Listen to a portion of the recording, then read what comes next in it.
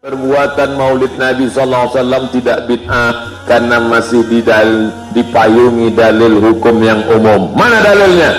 Nabi Muhammad puasa tanggal 10 Muharram Asyura, betul. Bapak ibu pun kemarin tanggal 10 Muharram puasa, betul. Kenapa puasa? Karena bersyukur kepada Allah sudah selamatnya Musa dari kejaran Fir'aun. Maka apa kata Imam Al-Hafiz Ibnu Hajar Al-Asqalani, kalau selamatnya Musa disyukuri setiap tahun, apalagi selamatnya kedatangan Muhammad sallallahu alaihi wasallam.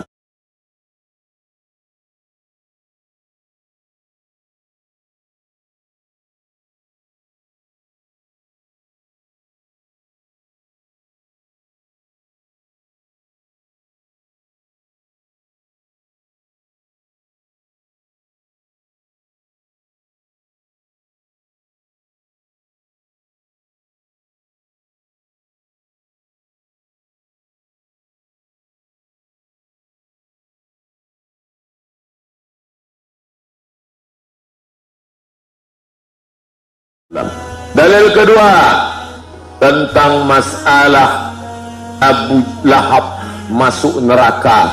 Ditanya oleh Abbas bin Abdul Muttalib dalam mimpi, "Hai Abu Lahab, ya, bagaimana kabarmu di neraka?" "Khuffifa alayya fi kulli itsnain li'tati Suwaibah." Azabku diringankan setiap hari Senin karena aku memerdekakan Suwaibah. Kalau Abu Lahab yang sudah jelas masuk neraka saja diringankan azabnya karena senang menyambut kelahiran Muhammad, apalagi kita yang beriman kepadanya dan mati dalam keadaan muslim tentulah mendapatkan pahala dengan senangnya menyambut kelahiran Muhammad sallallahu alaihi wasallam. Sallu ala Muhammad, Allahumma salli wa sallim wa barik alaihi. Idza kana hadha kafiran jaa dhammuhu tabbat yadahu fil jahili mukhlida ata annahu fi kulli yawmin ithnain abada yukhaffaf anhu al-'adhabu masruran bi ahmada fakayfa billadhi fi dhanni alladhi tula umrihi bi ahmada masruran wa mata muwahhida. Sedangkan Abu Lahab yang dijamin masuk neraka saja diringankan azabnya karena senang menyambut kelahiran Muhammad, apalagi orang yang senang dengan dia, beriman dengan dia, mengikuti sunnahnya, tentulah orang yang maulid itu dapat pahala dari Allah Subhanahu wa ta'ala.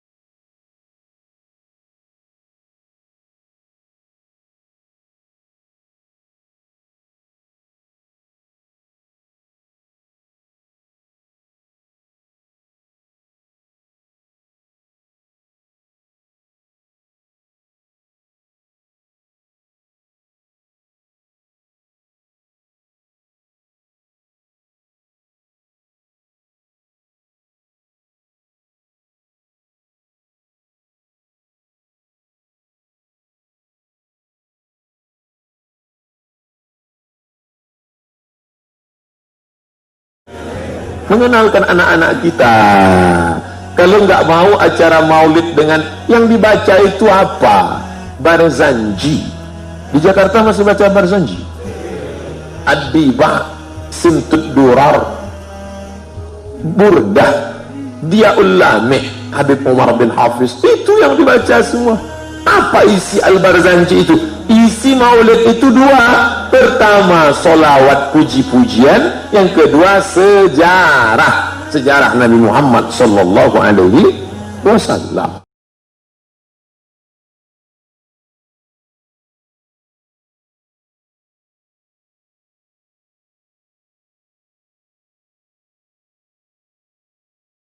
Iya, ada lagi yang menyebutkan, katanya ada dalam riwayat Al-Bukhari, ya, dari Urwah, Nabi berkata tentang Suwaibah. Suwaibah budak Abu Lahab, dulunya budak Abu Lahab. Ya, jadi Abu Lahab ini katanya membebaskan Suwaibah, membebaskannya. Ya. Lalu Suwaibah ini menyusui Nabi Sallallahu Alaihi Wasallam. Ya, ketika Abu Lahab meninggal, maka Abu Lahab ini dilihat oleh sebagian keluarganya di dalam mimpi. Di kondisi yang paling mengerikan, paling jeleknya. Maka dikatakan kepadanya, ada apa denganmu? Maka Abu Lahab berkata, saya tidak ketemukan setelah kalian. Maksudnya dari kebaikan semuanya adab. Kecuali saya diberi minum pada ini. Ya, sesuatu sedikit sekali. Ya. Kenapa? Diberi sedikit, walaupun tidak ada artinya tapi diberi. Bi'ataqati Thuwaibah. Karena saya telah membebaskan Thuwaibah. Ya, telah membebaskan Thuwaibah. Datang lagi pada sebagian orang, dia tafsirkan lebih luas lagi. Pada orang-orang yang mengatakan mendukung maulid. Katanya datang dalam sebagian riwayat bahwa siksaan diringankan terhadap Abu Lahab setiap hari Senin. Disebabkan karena dia membebaskan Thuwaibah. Tatkala Thuwaibah ini memberi kabar gembira bahwa Nabi itu telah apa? Telah lahir. Iya. Nah, jadi ini ada dua kisah ya. Ada kisah dalam Bukhari, ada yang kisah di luar apa? Di luar Bukhari. Baik, jawaban yang pertama itu dulu. Ya. Ini andai kata Syah, harusnya ini kan, ini luput dari Abu Bakar atau tidak? Yang seperti ini. Siapa yang paling dekat kepada Nabi? Abu Bakar As-Siddiq. Baik, Urwa Ibnu Zubair, tabi'in. Tidak berjumpa Nabi. Ya. Di riwayat yang lain disebutkan beliau mengambilnya dari Al-Abbas. Al-Abbas yang bermimpi melihat Abu Lahab. Al-Abbas sendiri pernah dinukil merayakan Maulid Nabi? Tidak ada. Jelas ya? Jadi tidak ada yang memahami seperti itu. Dari kalangan para sahabat. Nah, jawaban yang lainnya, ini riwayat terkait dengan apa namanya?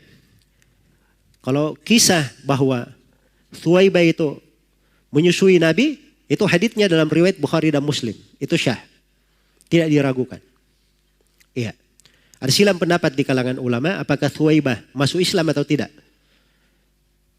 Karena itu disebutkan Thuwaibah radhiyallahu anha sebagai sahabat di Al-Isabah oleh Ibnu Hajar rahimahullahu taala. Baik, walaupun ada silang pendapat di dalam hal tersebut. Tapi dia menyusui Nabi, ya benar menyusui Nabi. Tapi kapan dia menyusui Nabi? Iya.